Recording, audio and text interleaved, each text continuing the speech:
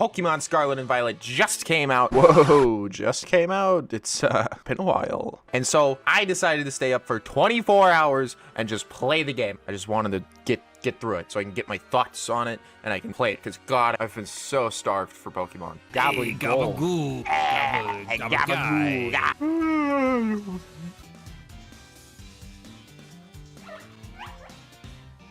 I definitely didn't fall asleep. I wouldn't do that. Don't let anyone tell you that I did. In that 24 hours, I experienced a roller coaster of emotions. Things that made me happy. Aw, he's so good. Things that made me sad. They made a new tree and still did that. But most importantly, things that made me geek the f out. Oh, you're the little guy. Wait. You're the guy. It's Thanksgiving as I'm recording this. Thanksgiving! It took a bit of time to edit this. No, I just procrastinated. Excuse all the dated references. So today, I'm giving thanks to all my subscribers. All of you get a thanks. And if you're not subscribed, like 95.4% of you aren't, you don't get a thank you. You'll get a thank you when you push the big red button. Just push the button. You just push the button. Just push it! Anyway, on with the video. Our journey begins by choosing the look for our new character. I can make myself Aryan? Aryan. No, it's like the elves. Choosing a starter, and having our first battle with our psychotic rival. That's right, I know type advantages. You must have been studying up. Smart move. Water gun. It's super effective. I knew that would happen. See, I've been studying up. All right, swine flu. Let's be on our way. Wait, you named your Quaxley Swine Flu? No, that's my rival, swine flu. COVID-19. Oh. After trouncing our rival using our superior knowledge that we've been studying up on, Mom gives us a sandwich. Yo, I got a sandwich from Mom, and it's titled Sandwich from Mom.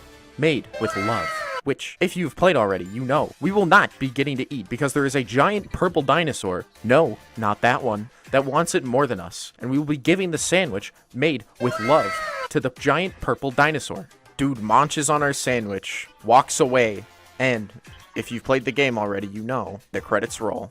And then we can go home. They even play the Ed Sheeran song. My name is Ed Sheeran and I'm here to say I play Pokemon every day.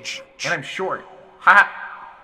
Ooh, I tricked you, didn't I? You thought the game was over. Well, it's not. We have to follow the big purple dick and balls lizard into the cave. I mean, no, this is like still the total. What? I'm not Why surprised is it that it doesn't let you run away from this yet. Oh, we're walking.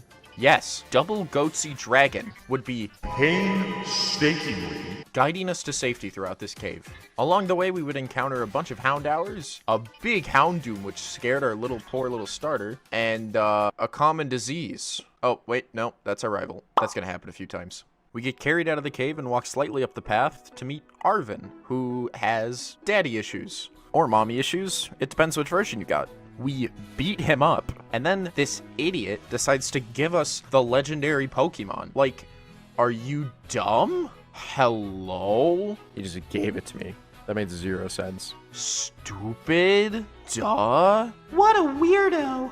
So at this point, I had been stuck in tutorial land for about an hour. We were now tasked with heading towards the school so that we could get our classes and our dorm and all that good stuff. But then there was like an area off to the right of the main path where I was just like allowed to go because it's like open world and stuff. And so I went over there and I got distracted and I started catching like everything. And then, well, one thing led to another. And then I didn't make it to the school for another like hour and a half, give or take. And of course, right at the entrance, here comes arthritis, our rival. Again, something you'll begin to see over the course of this game is that Pneumonia, our rival, is a little psychotic and always wants to battle. Want to battle me instead? You and me for sure gotta battle if we run into each other out there. Yeah, dunce. It's so wild that we ended up randomly visiting the same gym at the same time again. What a weird coincidence. I swear I'm not just sneaking ahead of you so I can lie in head and go, oh wait, weird, oh, might as well battle you again. No, seriously, look, to prove it, I won't even challenge you to battle this time. Much as I'd like to.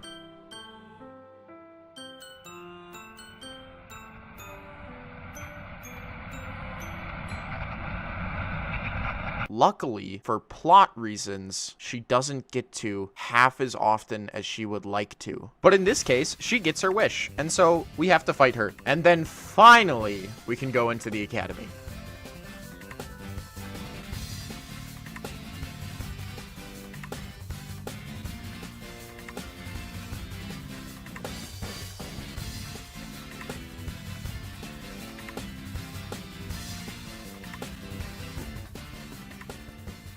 Now you might think this means we get to play the game now, but you'd be wrong! First we have a run-in with Team Star, the antagonists, quote-unquote, of this game. We find them bullying, which is quite ironic as you'll find out, a small, defenseless child named Penny. Bazinga! After we womp them, and then proceed to womp them again, but this time with terrestrialization, we then get to go into the academy. Oh my god. People walking up and down stairs. That's not even the worst of the graphics. Oh no. Holy frame rate. Yup. I did warn you. After that absolute flashbang, we find Nimona and La Primera, or the goat, as I like to refer to her as. And Shingles tells us we should do the gym challenge. Arvin tells us we should fight Titan Pokemon so that we can do his work for him, so that he can revive his... Wait, that's actually a spoiler. Hold on. And someone hacks our phone! Ooh, spooky, it's the NSA! Oh god! Or perhaps it's a scam call center from the Middle East. Find out more later! All of this is super cool and helpful preamble to the actual plot. But god, is it boring! I'm just sitting here pushing A, like, it's fucking boring. That's why you read the text. Then it's a little more interesting. My small, squirrel-shaped brain can only handle so much text, Alex. Did she say she's against Team Star? Who knows? Who cares? After a lot of button mashing, mostly the A button, we get to talk to Professor Turo, Big Daddy Professor Turo. God, is he hot.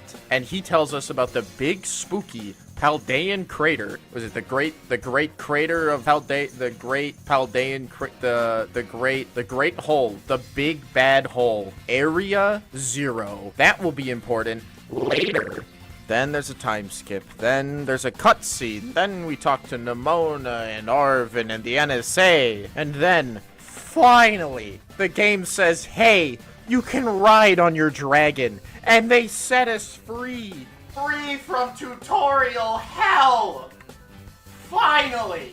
3 hours and 13 minutes into the game. An hour after arriving in this town, we are finally allowed to leave the town.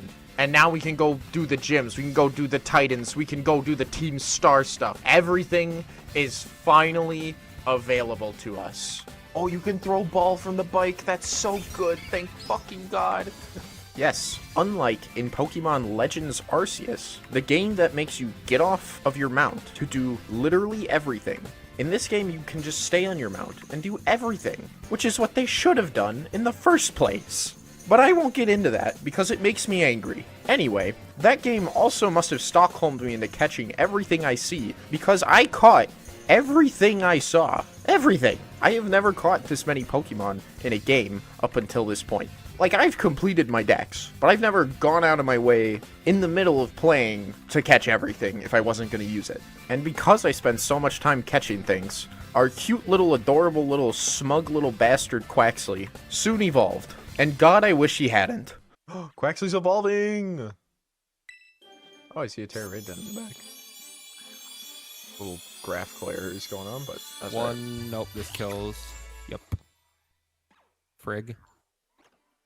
Oh, that is petrifying. Yeah, that is nightmarish.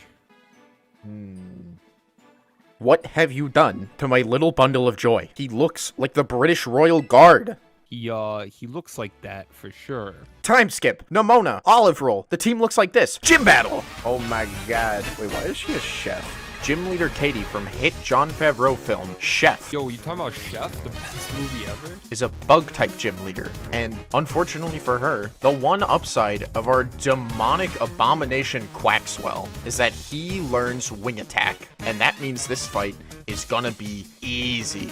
The funny thing about all the gym leaders is that they all carry something that's not just instantly weak to whatever Pokemon you're using to sweep the gym, but then they just turn it into the type that's weak to the thing sweeping their gym. It's almost as though they want me to one-shot all of their Pokemon. Wasn't she already weak? Yep.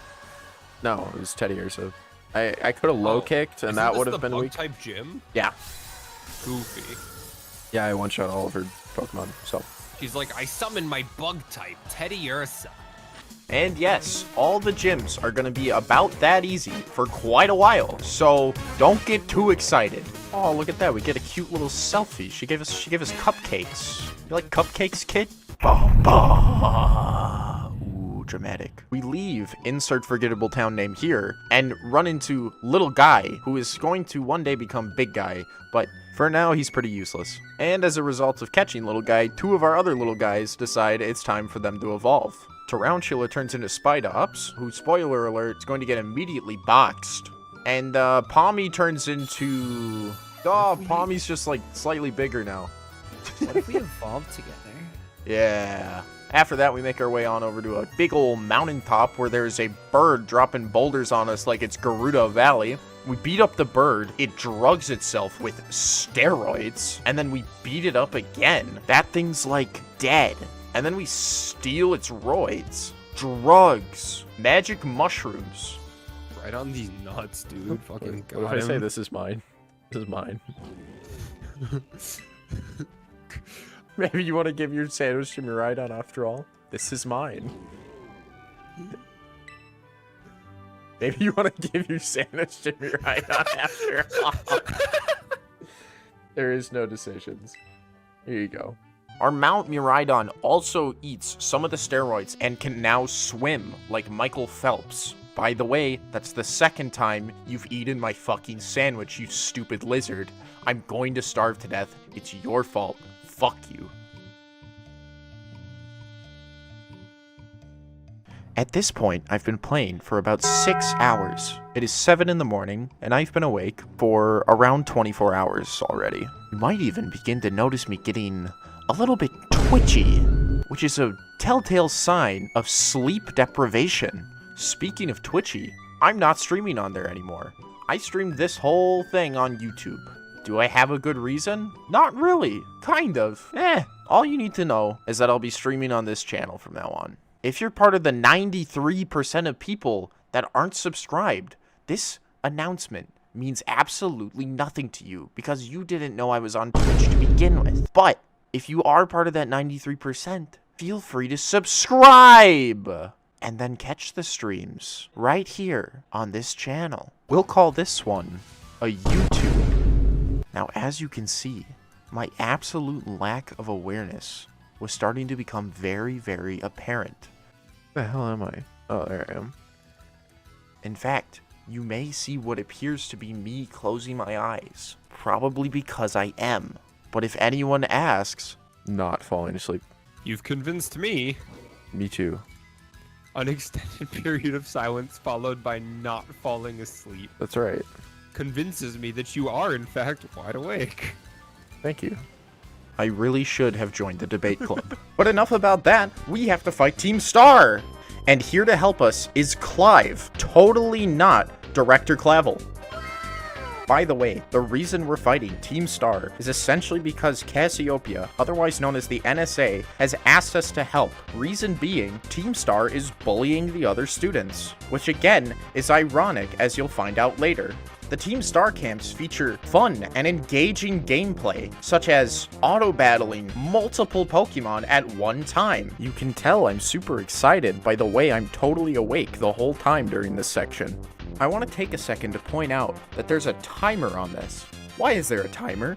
It only took me 2.5 minutes to do this. Are people speedrunning the Team Star camps? I don't think so. Maybe they are. Doesn't seem very exciting to see how fast you can click the right button, but I digress. After the super fun auto battler, It's the car! we get to go fight an enslaved automobile. Or rather, we're actually fighting one of the 5 big boss men of Team Star. The fight begins with him sending his other Pokemon out on top of the car, and then you get to fight the car. Oh, it's the car. The raid boss, or I say raid boss, it's not that difficult. One of the tough parts about this fight is that I couldn't figure out what the hell its type was. This is based off of Reveroom, which is a poison and steel type, usually. As I would find out, whenever one of the Team Star leaders has a car, it is actually the type of the Team Star leader. So like in this case, the guy uses primarily dark types, and so the car is a dark type. He ends up knocking out Palmo and Nimble, but Quaxwell clutches up after a little healing. See what I did there? I said clutch, like a car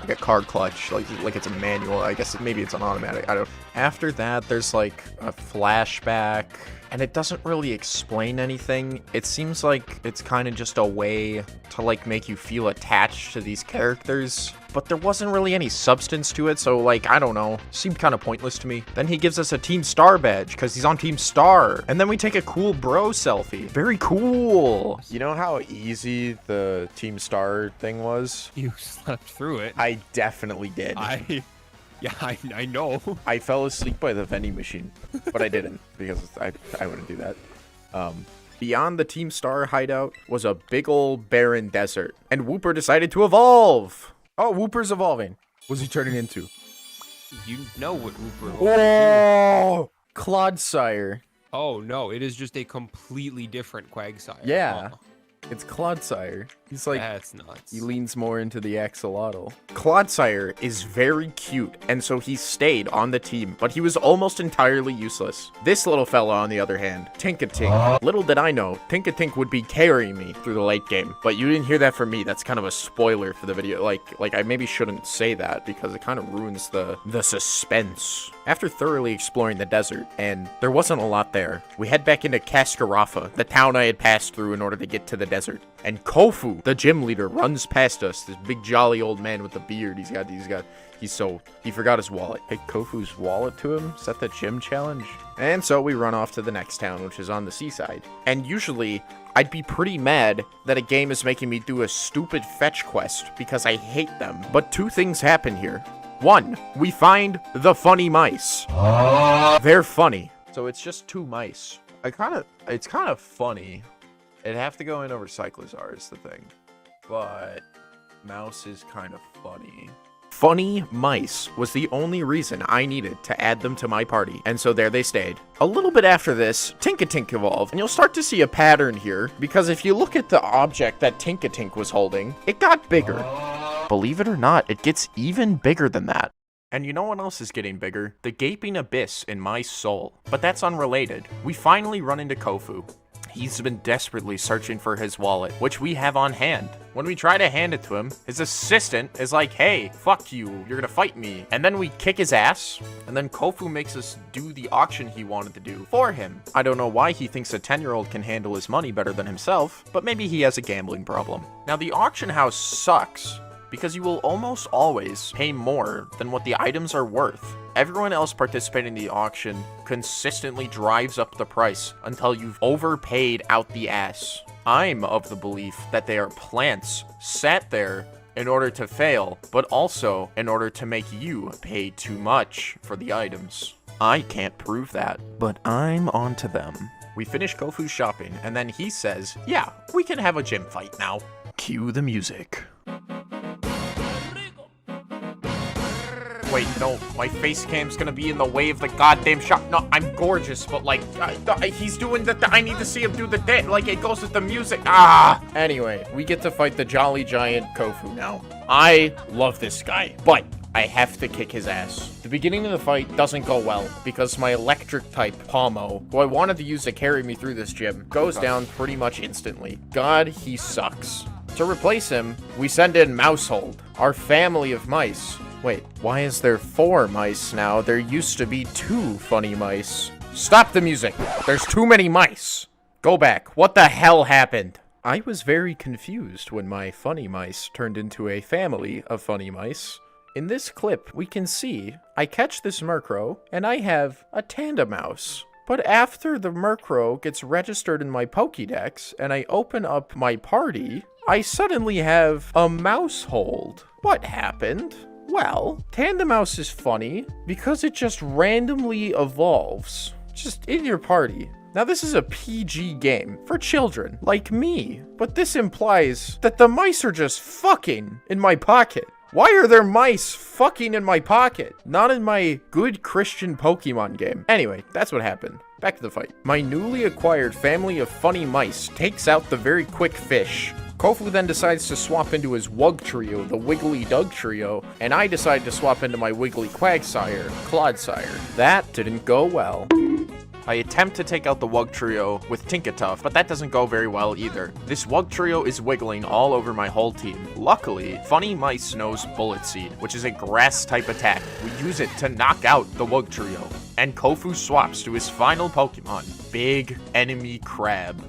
Now, Crabominable is actually a fighting and ice type, which would have been perfect for fighting my normal type Funny Mice. Does Kofu A, hit me with a fighting move and stay a fighting type for stab? Or B, Terrastalize into a water type, which I will hit with Bullet Seed? A would have made too much sense and therefore is out of the equation. Kofu Terrastalizes into a water type, and I use Bullet Seed. He then turns around and uses Rock Smash, which does a lot of damage and might have actually killed me if he was still a fighting type. But alas, I survive. In the end, we Bullet Seed one more time, Mousehold goes down to Rock Smash, but then Crabominable dies to Poison, which I wish you could see, but my big fucking head is in the way of the health bar. Luckily, I moved my face cam soon after, and we collected the badge from Kofu. Think. Minecraft. Yo. Yeah, Minecraft Salt Man. Minecraft Salt? We found Minecraft Oh at 10 hours and 13 minutes into the game. 10 hours is a little less than halfway through 24 hours. And you might be saying at this point, wow, this is a 21-minute video already. Or you might be saying, hey, you've only done 2 gyms, 1 Titan, and 1 Team Starbase. How the hell are you going to finish the game in 24 hours? Well, very soon, I began to kick into high gear. I had flown back to Mezagoza and had proceeded out the east gate instead of the west gate this time. And now we would be coming up on the the big crab titan. I'll spare you the details, because we have to speedrun the next 12 hours of gameplay. Big crab. Basically, we send it to the Shadow Realm, and then we go and collect the Herba Mystica. But we find out a little bit about Arven here. It turns out his dog, Mabostiff, or Mabostiff, I don't fucking know, is sick. Like, dying sick. Arven wants to feed him all the Herba Mystica so he can get all better.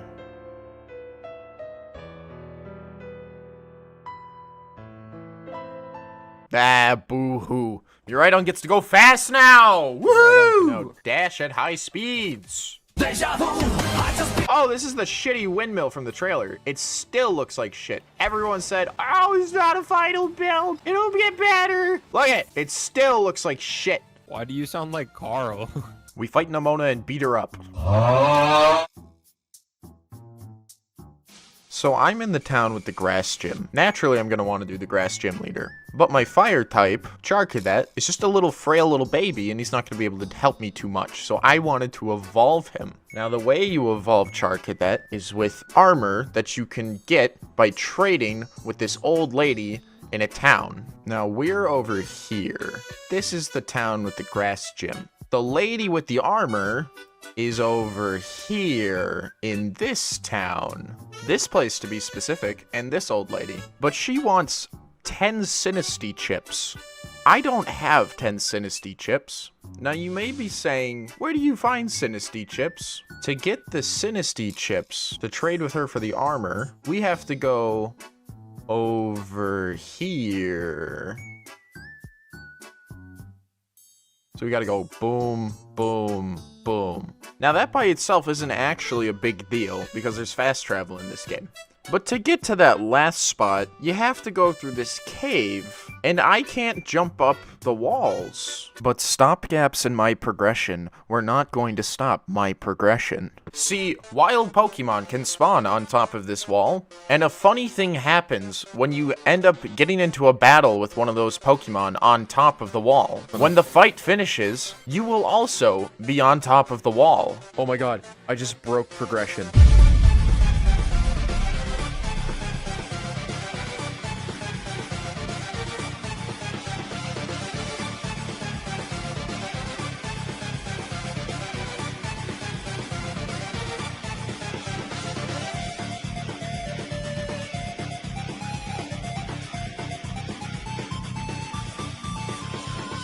It's yours for 10 Sinistea chips. Yes! This took like a whole ass hour, but finally, it was time for our Cerulege, our big boy. Now, all of that was real cool and all, but But as it turns out, I really didn't have to do it. So we head back to the grass type gym, and we do the little challenge where we have to hunt down all the sunfloras, which is really annoying, and I hated it. They didn't evolve. They just became. The fight ends, they're tandem mouse, and then I open my inventory, and suddenly it's mouse hold. Yo, that means they had sex in your pocket. They did. They had sex in my pocket. And then I fought the gym leader. I spent so much time prepping for this guy, and he has the gall to send out this. Garbage. Trash. I could have walked all over this when the game started. Truly Woah cannot save you now, Brassius. Why did I prep so much? That's kind of nuts. You spent an hour and a half preparing for such an underwhelming fight. Yeah. The worst part is, there's a Titan Pokemon up ahead that we would have fought next, and we would have gotten the big jump move for beating it, and I wouldn't have even had to do the wall skip. And all of that is basically to say, I wasted an hour and a half of my time. And speaking of time, this video is getting very long. I was planning on taking all my footage and making one big long video, but I think that video is going to end up being too long. And also, I'm not going to be able to finish it before New Year's. It has been 2 months since I uploaded. 2 months! Which is becoming a bit of a regular occurrence for me, but nonetheless, I need to upload at some point. So we're going to be getting a part 2 to this video. If you want to see that, make sure you subscribe and hit the little notification bell, or I'll find you. Maybe just subscribe as a late Christmas gift. Think of it like that. Otherwise, have a good day, and I'll see you guys in the next one. As always, thank you for watching. Bye-bye.